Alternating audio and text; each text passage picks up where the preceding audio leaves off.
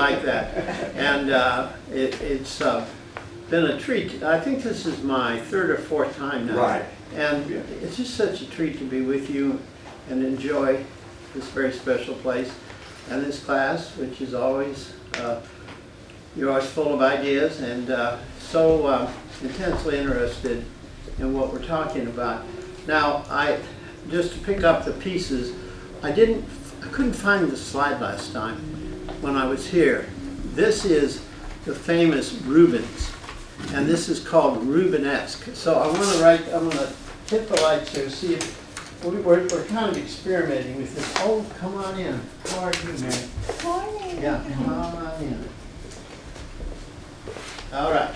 I'm going to turn this. People were looking at glare last time, even though they were closed with windows. So it's better to have a little bit of light in so people can see. And I think you can still see the image okay.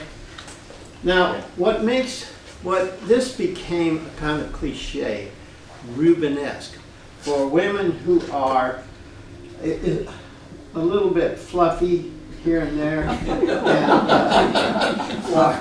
not like a Greco, everything is tight, Yes. right? And I wanted to show you that because there's a famous Botticelli, Three Graces, which was one of the very first works of the Renaissance. And this is his version of Three Graces. So you have some things here. You have roses.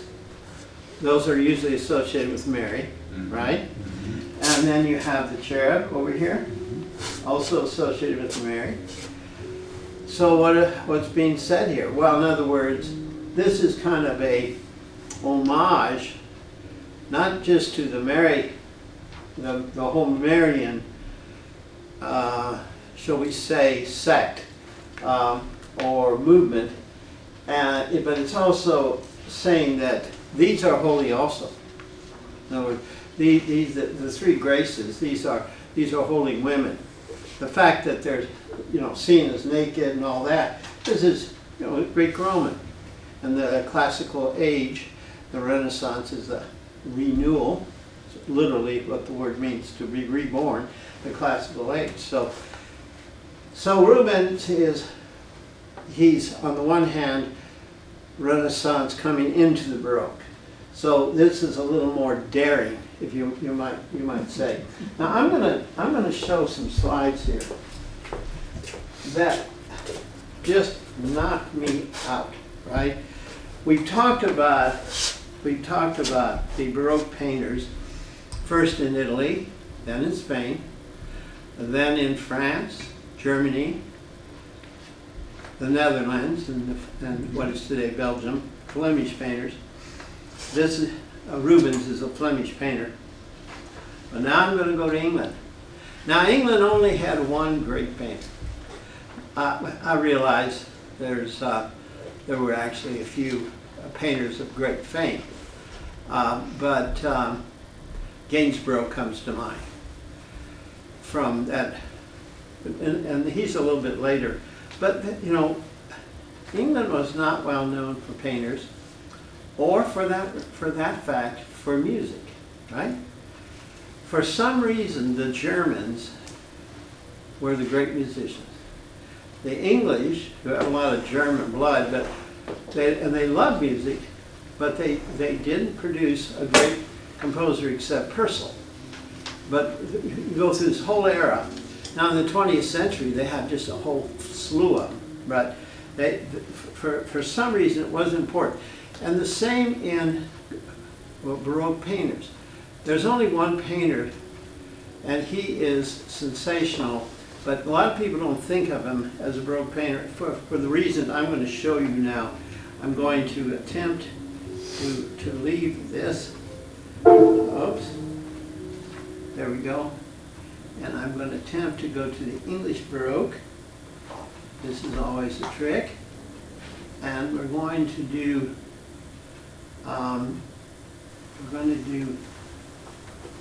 the famous painting by, see if this will open up.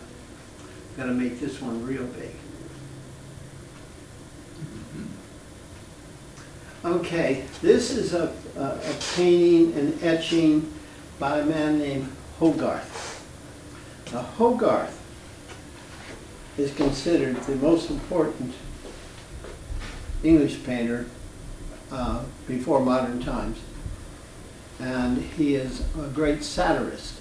Now, one of the themes in the Baroque we haven't talked about very much is the concept of satire as a means of social propaganda, right? And so a lot of people will look at this as a cartoon. But the things he's cartooning are things that he considered outrages of the era. And this is called Gin Lane. Gin Lane is a place where all the people, all the alcoholics went who had gotten addicted to gin. And I'm going to pull this up a little bit tighter so we can see here. I'm going to keep pulling it up. It gets kind of pixelated here, but let's see if we can. Let's just focus here on this scene, on the steps here. You have a woman who is inebriated. She has a baby, but the baby is just simply being ignored. The baby's wallowing. You see her legs, you see all these scabs and so on. She is some kind of venereal disease situation. And she's sort of representative of all these women who come in from the countryside and they come to the city and they end up often being prostitutes, and then they get venereal disease, and then they get addicted to gin. But by the way, the word gin comes from juniper, right? You soak your alcohol in with juniper. It gives this kind of this unusual taste, and it is distilled, of course, so it's very powerful. I mean, it's just heavy with alcohol. Anyway, she is, and then here is what looks like a man with a dog, but if you look at him closely, he looks like he's just finished at Auschwitz, right? I mean, he just literally skin and bone, and it may be death. This is often, you'll see death quite often in these Hogarth paintings. Now, I want to take you. There's all kinds of stuff going on here. There's a scandal over here let me blow this up because you can see what this is. I thought it was a bank, sort of like a bank, but let me see if I can get this. The trouble is with this making everything big, then I've got to see if I can move it around. Yeah, there we go. Okay, up in the corner it says S. Griff, and then if I can make it any bigger, I doubt it. But anyway, he pawns things. Griff. I assume the word griff is a play on words for graft, and people give him things. He's looking at something. They need money desperately so they can buy more gin. I mean, it's just a terrible cycle, and then they end up dying of alcoholism. All right, now that's Gin Lane, right? So now I'm gonna see if I can get back to where all the way back here.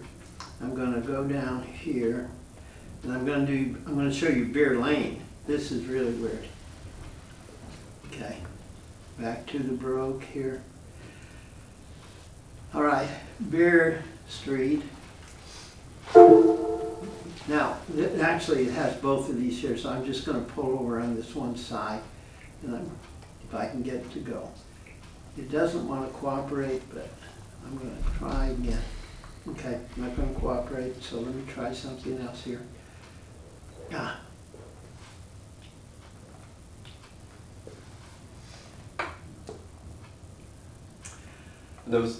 The three balls that are hanging, that's the symbol of a pawn shop, right? Yeah, exactly. Very good.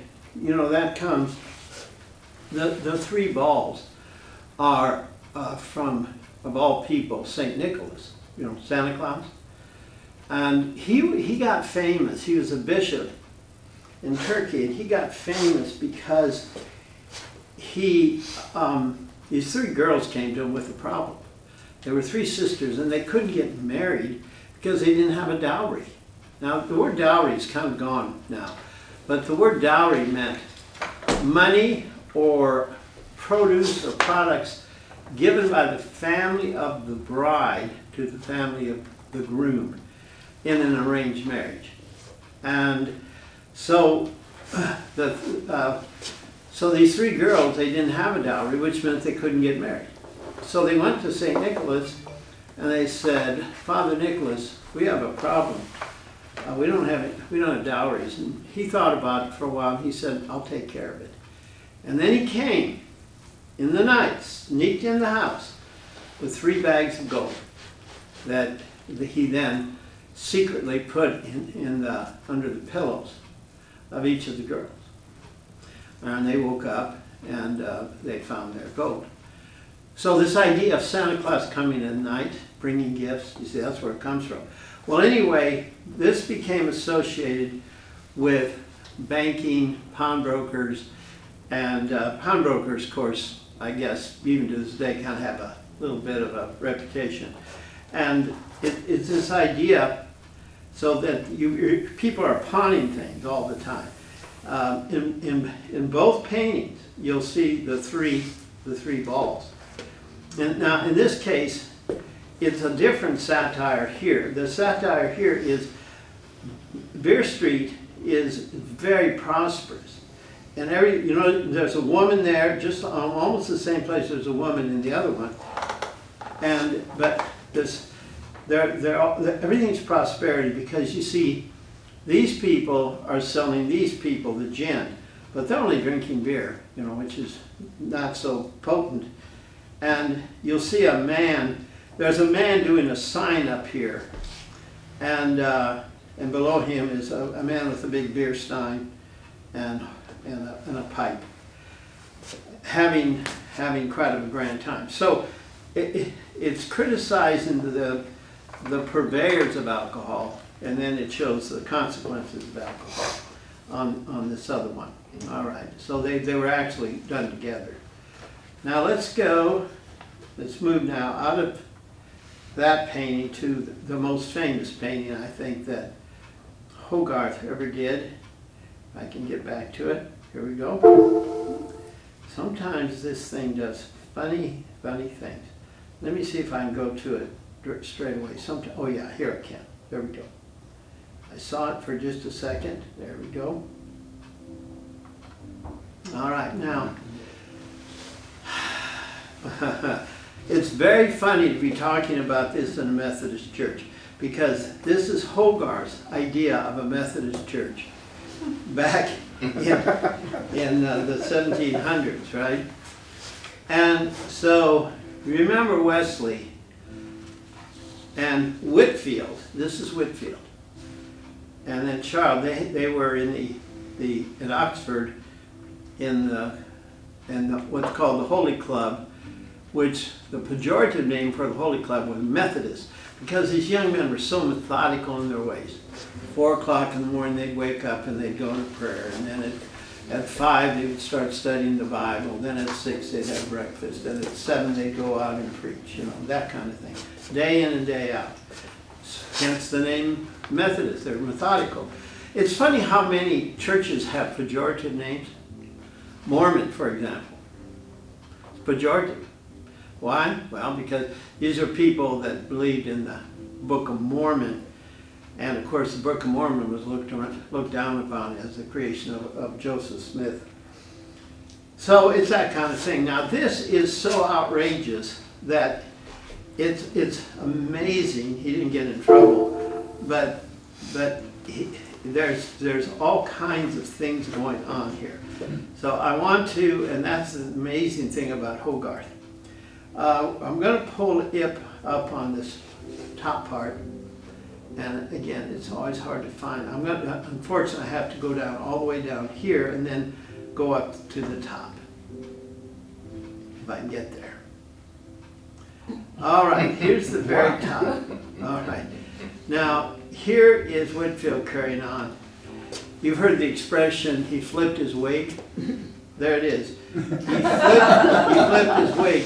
And underneath, he is tonsured. Now this word here, this is a word you need to know, because this is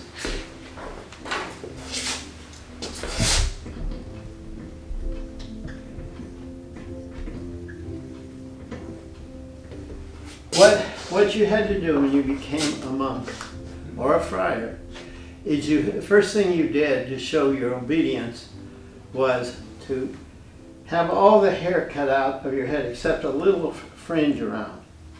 Basically, a young man being bald, right? And you know how young men are about their hair, right? So the idea is that it's total submission. Same reason why in the military, when you go in, the first thing they do is shave you down to nothing. So anyway, they're tonsured. So this is tonsured. This is the hair here. And this is implying that Whitefield is a secret Roman Catholic or something like that. It's always a little bit hard to know because Hogarth doesn't tell you what the satire is. You just see it everywhere here. Now, next to him is a puppet who's carrying a gridiron. The gridiron is just a symbol for the fires of hell. In other words, he's going to roast you on this. And so on the one hand, he's using hellfire and brimstone in his sermon, but he has a witch over here. Now the witch, can you see the witch? This is impossible to really see it very well. But she's suckling with her breast. She's suckling an incubus. Now an incubus and succubus, so these are terms that you may or may not have ever heard of. So you have incubus,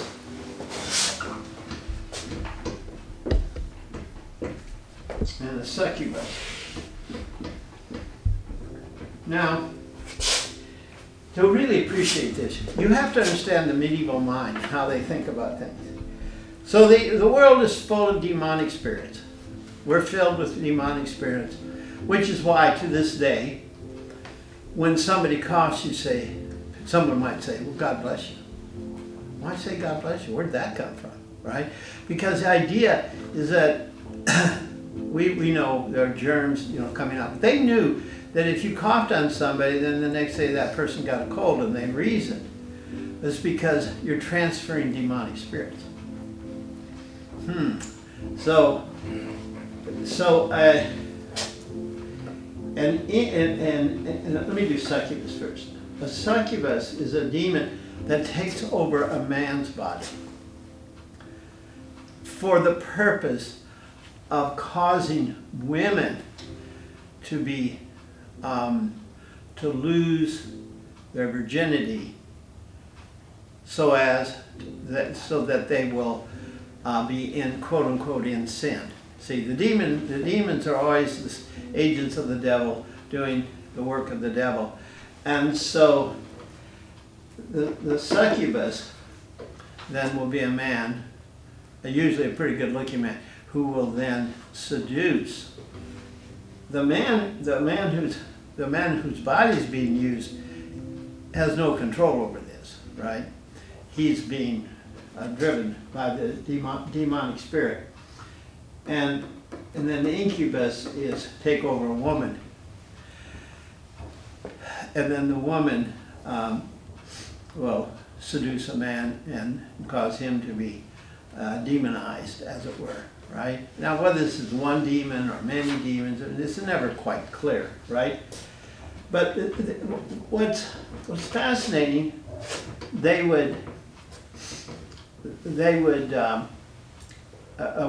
nun would get pregnant. Now, how in the world can a nun get pregnant? She's in a convent, she's cloistered, she's closed off. how can she get pregnant?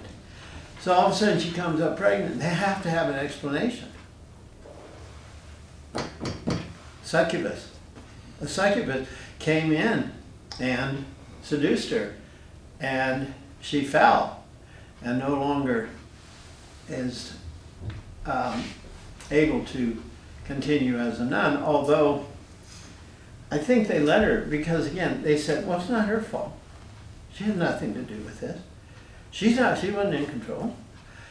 The succubus came in the night and she didn't even know he was there, right? I mean, you see how the rationalization goes, right? So they had this is a perfect out for them, for a lot of the problems. So here's a witch. Now why the witch is suckling the succubus, and the succubus is kind of formless here, right? And I think that's kind of on purpose. Nobody knows what a succubus looks like. You see, it says a saint money trap. Mm-hmm. So in other words, this is just the idea. You know, this is a way to raise money. You notice something about him? Do you recognize that pattern? Mm-hmm. Jester. Yes, jester, harlequin. In other words, under the clerical robes, he's a fool. He's a jester. He's somebody who does crazy things. Okay, now I want to talk to you just a minute about, before I leave Whitefield, I wanted to explain Whitefield a little bit. So Whitefield was the close colleague of John and Charles Wesley. And he was also the great preacher. They were all good preachers. Well, Adjunct and Whitefield were famous preachers. And they could really get wrapped up in their presentations. But Whitefield was on the boat going to Georgia to meet Wesley, to be in ministry with Wesley in Georgia. As you know, John Wesley, early in his career, was going to be a missionary in Georgia, and went there and would have stayed there, except that he fell in love with a girl on the boat coming over, and he was, we'd say, I guess, courting her, and but he never popped the question. And this is a beautiful young girl. And so finally, she got him, and the reason he wouldn't pop the question because he had a deal with his brother that he'd never marry anybody without his brother's approval. Well, the brother's way back in England, right? And so Wesley won't pop the question. The girl finally gets upset, and she says, you know, I gave that a long enough try. So then she marries another man and shows up at Wesley's church in Savannah, and gets ready. They come up to communion, and Wesley won't give him communion. And you remember back then, church and state are the same thing. So Wesley gets arrested. He has to go to court. Not looking good. They'll probably kick him out of the ministry because he refused communion to people that were legitimate members of the church. So he realizes it's not going to go well here. So he sneaks back on a boat going back to England and arrives. And it's back in England then, not long after that he is over at a Moravian church and Aldersgate Lane and Aldersgate. And he has his conversion experience. And then out of that comes the Methodist Society, right? What? Worldwide Methodist, huge impact, right? And then all the derivative groups from Methodism, right? All the groups that came out, all the holiness people, and all of the Pentecostal, directly from Wesley, right? And Amy Semple McPherson, I mean, Tilton, Swaggart, all these, Oral Roberts, I mean, they all come out of that tradition, right? And it all goes back to the fact the girl couldn't wait. You know, got tired of waiting on Wesley. Because I'm sure Wesley would have married her, and then he'd stayed and been a minister in America. No Methodist movement, no Methodist church. We wouldn't be here today, Dwight, to know each other and enjoy our time together. Is this experience he had is when he was strangely warmed? Yeah, so that's Aldergate. Yeah. He's strangely mourned, and he couldn't figure out what that was all about. And he had met on the boat over, he had met the Moravians. And he was so impressed with them. When he got back to England, the first thing he did was go to Germany to meet Count Zinzendorf, who the head of the Moravians. But the problem was they spoke German, he spoke English. He could speak German. I mean, Wesley was great at languages, but he realized there's some problems culturally speaking there. And when he came back, he formed a society called the Fetter Street Society, which was Moravian. But then he decided that he would create his own society. And that became the Methodist Society. But what's interesting, the Moravians eventually came. Zinzendorf came to the United States, settled Bethlehem, Pennsylvania, Salem, New Salem, North Carolina, and they had their own bank. It was called Wachovia. Anybody remember Wachovia? It just about 10 years ago. It was the third largest bank in the United States, huge, massive bank. Finally merged with Bank of America. But Wachovia, there were branches here in Dallas, quite a few of them. Anyway, that's Moravia. But anyway, I wanted to tell you something. Now, the reason I do this, you got to appreciate that I've learned. It took me a long time to learn this. But what students and other groups that I speak to always look for these throwaway nuggets. I'll just say, did you know, by the way? And then years later, that's all they remember is the nugget. They'll say, you know that time you told us something? And you know, it was just something off the cuff, right? All right, so I'm going to write this down. In England, in the Middle Ages,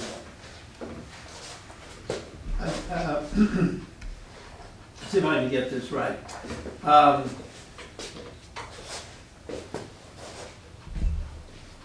A street is a gate.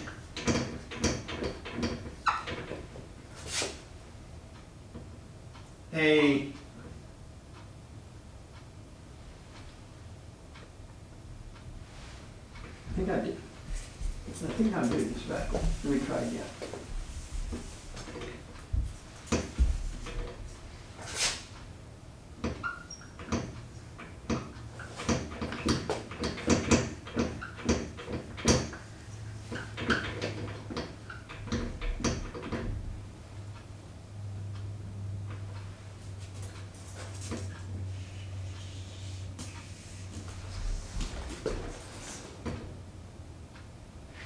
I'm sorry, I've got this messed up somehow. Let's just stop and think for just a minute. Street is a gate. Gate is a bar. I had it right the first time, as usual. But see, I start questioning myself. Street is a gate. The street is a gate. The gate is a bar. And a bar is a pub. Okay. So they would name streets after a nearby gate. So it's Aldersgate. Right? So when I first heard that, he had his conversion to Aldersgate. I thought he was at the gate. But that's what I didn't understand. That's how they called it, their streets. And then a gate is a bar. A bar is a passageway, right? You pass through the bar. And then a bar is a pub. Well, we think of a bar as a pub over there. Well, we think of it as a gate is a bar. Well, we think of the street as a gate, all right? In other words, I'm trying to convert from American culture, to English culture back then. But all of this is just the setup for the nugget, all right? Here's the nugget. So, you've heard the expression pass the bar.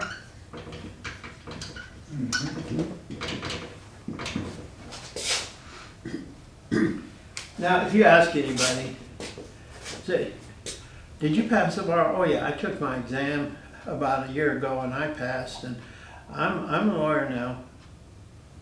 Okay? So, but I wondered about, so I did some reading, and it said the bar was between the city of London and the city of Westminster. Now, I knew the city of Westminster is where all the government stuff is and where the royalty lived. For example, where's Buckingham Palace? Westminster. Where's Westminster Cathedral? Westminster.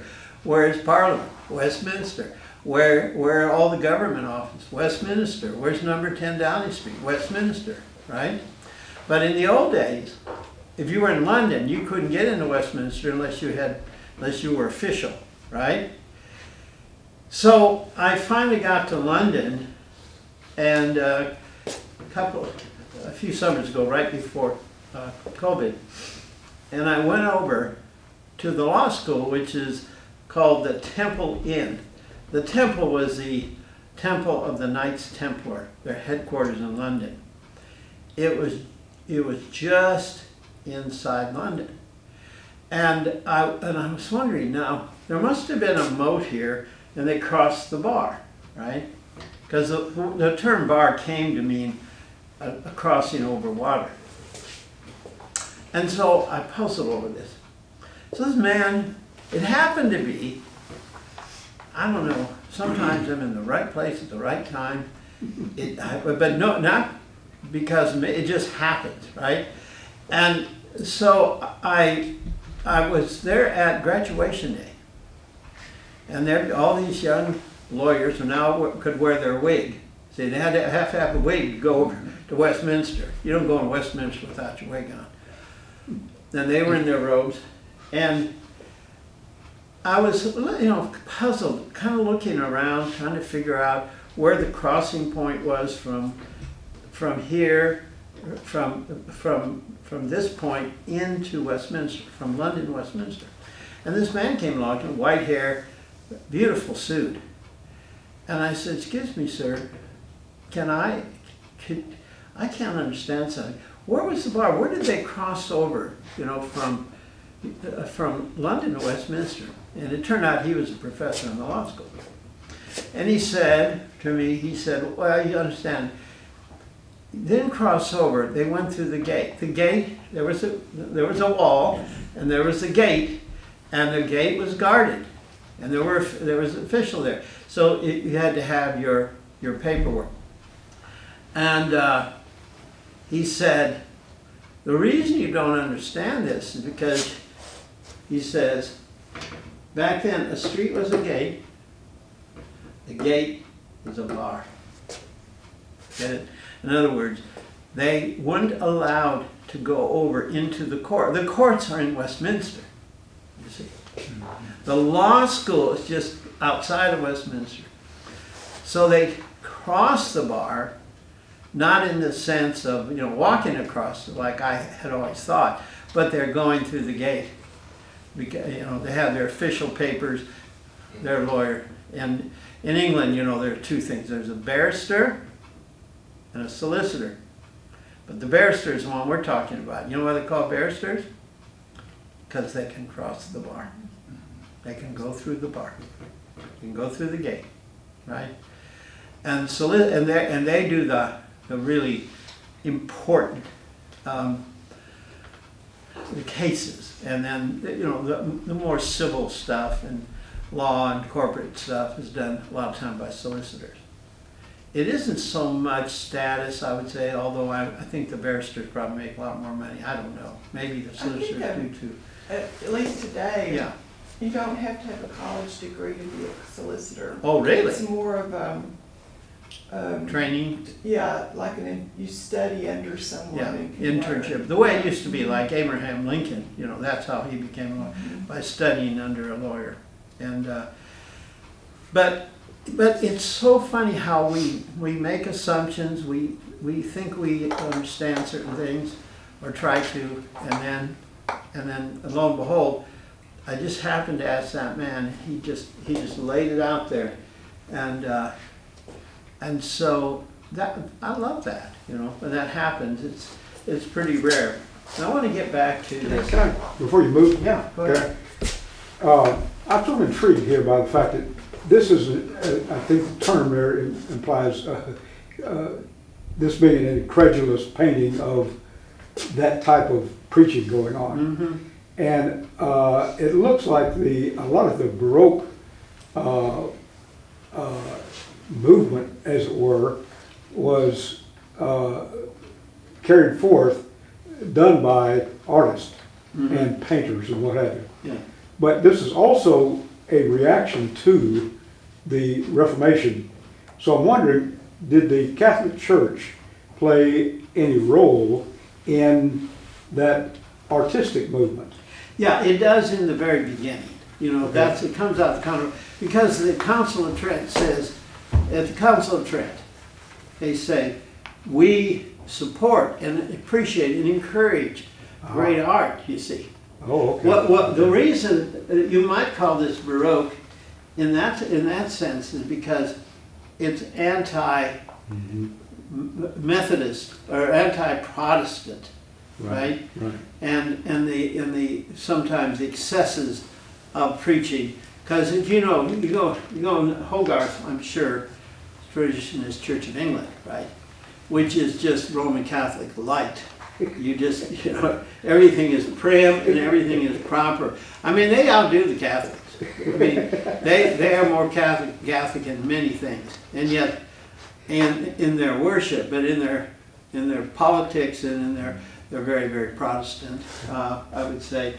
But remember who the head of the Church of England is. Everybody born in England is considered a member of the Church of England. Right. You want to look up records of birth and deaths. The church acts as a political entity in that way. Absolutely. Barristers go to court. Yeah. Solicitors don't go to court and argue before a jury. Well, the word court, though, is the key word here. Yeah. See, Westminster, court, Yeah. right? And so the solicitor, they would meet down at St. Paul's on the steps. They weren't even allowed to go inside. Yeah. But it was a meeting place, but they didn't have their own place. And that's why they bought up the old Knights Templar place, so they would have a place. But the idea is that the barrister has the status, has the credentials to go be among the royals, you see, be among the royals. So can you imagine the scandal when Harry and his wife, Meghan Markle, decide that they're going to leave court? Are you kidding? Nobody leaves court. You can't leave court. You're born into court. And they're not going to court. So, you know, the great mystery of this year is whether the Mr. and Mrs., what is their last name? The Meghan, he's the Duke of Sussex, but anyway, whether they're going to go to the coronation of King Charles III. I would say chances are that, by the way, there's odds in Las Vegas on this, right? And the odds are in favor, just slightly in favor, that they will go, right? They will go because they couldn't bear not having the publicity of not being there. In other words, if they're there, right, all the cameras will be focused there. Poor Charles will be over, you know, coming along, and they'll have all the attention. Yeah, it's English, in England, it's their total obsession with the royalty. And Americans are like, oh, that's kind of interesting and curious and funny and so forth. But over there, you know, they just get into it so terrible. And then in America, you have the Anglophiles, the people that love things English, and they'll get into it. But the average American goes, yeah, who cares what the royals do, right? The type thing. Yeah. So we're able to laugh at them, and it's really funny. Okay, now I want to go down on this if I can get it to move.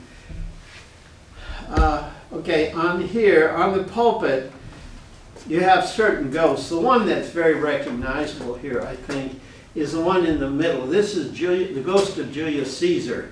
He still has all his knives in him. And he's looking at the ghost of Brutus, right?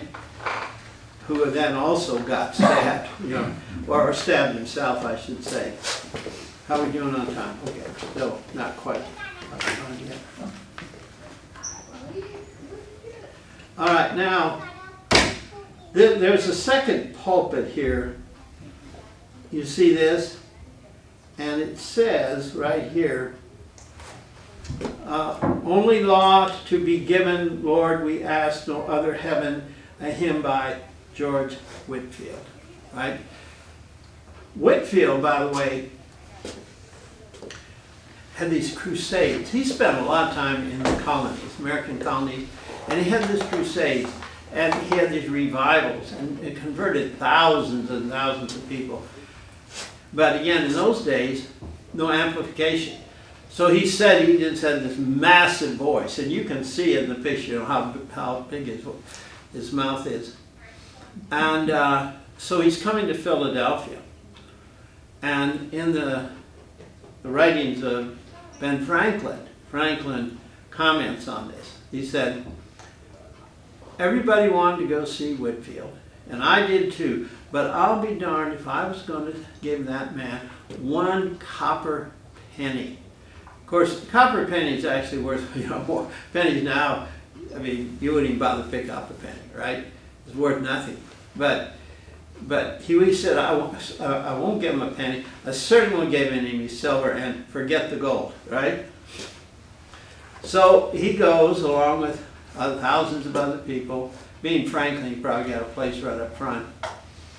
And he says, he started to listen to Whitefield, and after about 30 minutes into it, he said, you know, this man's pretty good. I'll give him a copper.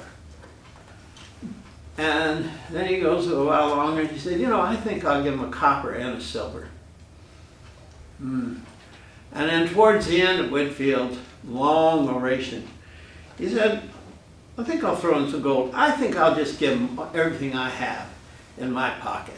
So he took out all his money and put it in the offering. And, you know, Franklin was laughing at himself, right? How easily he and all of us, you know, we can be swayed by a great speaker. And this is exactly what happened here. I thought that was pretty good. And he got all the way up into New England and is very much a part of what was called in America the Great Awakening. You know, the real founder of the Great Awakening is John Wesley. But then Whitefield was with his group, and he brought the Great Awakening to the United States. And the Great Awakening is one of the monumental events in American history because it really influences our culture so greatly. Okay, let's look at this. Let's look to the right here. Oh, by the way, you notice these angels? Some people wondered who this guy is on the second pulpit, the one below. It's hard to know. And then you have here a man. Now this is hard to explain this, but it shows fanaticism. This young man is, there's a little statue here. This is represent a ghost. It's called a Rush Street. There's a street there. an area that had been famous for fanaticism and ghosts and seances and all this. And so this was representative of that. And he is shoving it down her front, which is kind of a mixed messages there, I think. Hard to know exactly. By the way up here, I meant to show you this when we were up here. Why does it do things that I don't ask it to do? I think he's filling her with the Holy Ghost. Yeah, I think so, but in this case, it's not holy. Yeah, very good, Mary. That was excellent. Okay, yeah. So you have here this is to measure veracity, and how loud and how powerful it is. And it's all the way up to a roaring bull. See? So he's like a roaring bull. And you see there's a nose, and then there's a mouth and teeth and so on to represent speaking very loudly. So it's loud, it's boisterous. Then you come down, and then there's another barometer, and by the way, that's that same ghost. And then you have all the stages that people are in from the bottom. Now this thing that has ears on it, and it's kind of grotesque, whatever it is, but I couldn't find out. And I don't really want to find out, actually, what it might mean. Anyway, utter despair. Utter despair is suicide, madness, despair itself, grief, agony, sorrow, low spirits, lukewarm, love, heat, lust, ecstasy, some kind of fits, and madness, and then finally ravings. See? So this is judging how the crowd is. The one up above is how the preacher is, and the one below is how the crowd is. Are they getting into madness? And it's associated with, there's this kind of a connection with the sexual thing. You see people here, you see this man with a little devil speaking into him, telling him what to do. And then it says the pores box, and the pores box have cobwebs over it. This is Hogarth's way of saying people they're here to get into this ecstasy. They're not helping anybody, right? This is just such a waste. And so he's a huge put down. Never mind that Wesley's famous, for all kinds of social agencies and groups and all that. And here's there's a book here. It says Demonology by King James, the first. And then you have a woman here. The rabbits are coming out from under her skirt. And I would say this might represent that rabbits are a common metaphor for procreation, having many children, having many. Here's a man throwing up. And again, one would assume demonic spirits. Here's a knife. I'm just coming back up here. See look at the faces of the people. I mean, they are just, this is like a Pentecostal meeting, just at its height, which is, if you've ever been to one, you know why they have the expression holy rollers, right? Because these people go crazy. All derivative of what they were doing in England, and then what came to America and exploded out of the Cane Ridge meeting of 1800 in Bourbon County, Kentucky, and still considered the fountain of so many American religions. And the Cane Ridge was then beginning what's called the Second Awakening. It's the Great Awakening, then you have the American Revolution, then the Second Awakening, or better known as the Great Revival. Like the Churches of Christ come out of that just to I mention think one. they look kind of like tormented, the tormented souls you'd see in In- Gothic architecture. In hell, You yeah, know, very, like very the- good. In the cathedrals, Yeah. they have the. Yeah. Yeah. Now, somebody has pointed out, the man here with his hand up like this looks an awful lot like John Wesley. I don't know about that. What I do know for sure is the man back here in the turban is a Muslim, and he's got this long pipe, and he's looking in and saying, "Oh my God, I'm glad I'm not a Christian. This is just so crazy." And okay, let's see what else. Okay, I need to get to my wrap-up phase here. I think I showed you most everything I wanted to show you. There's a lot to show you there, and there's another Hogarth painting that I'm not going to take the time right now because I want to talk to you just for about 5 minutes about the real gifts of the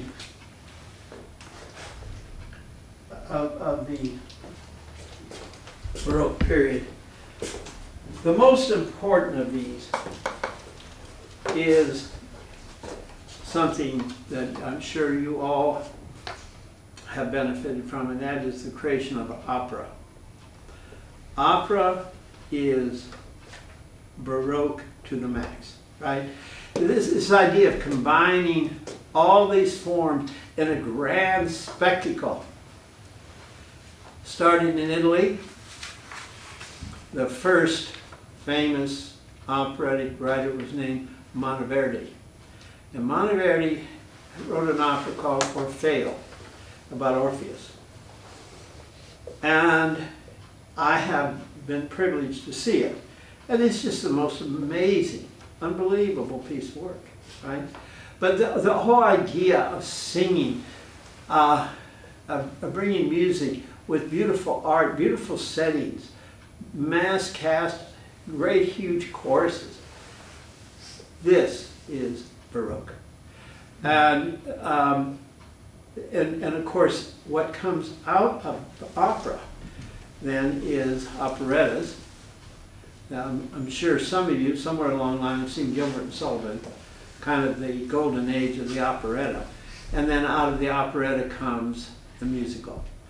The stage musical theater, which, by the way, becomes very, very close to opera again, in something like, say, Phantom of the Opera, or for that matter, Porgy and Bess. Porgy and Bess is, on the one hand, considered an opera, on the other hand, is considered a musical.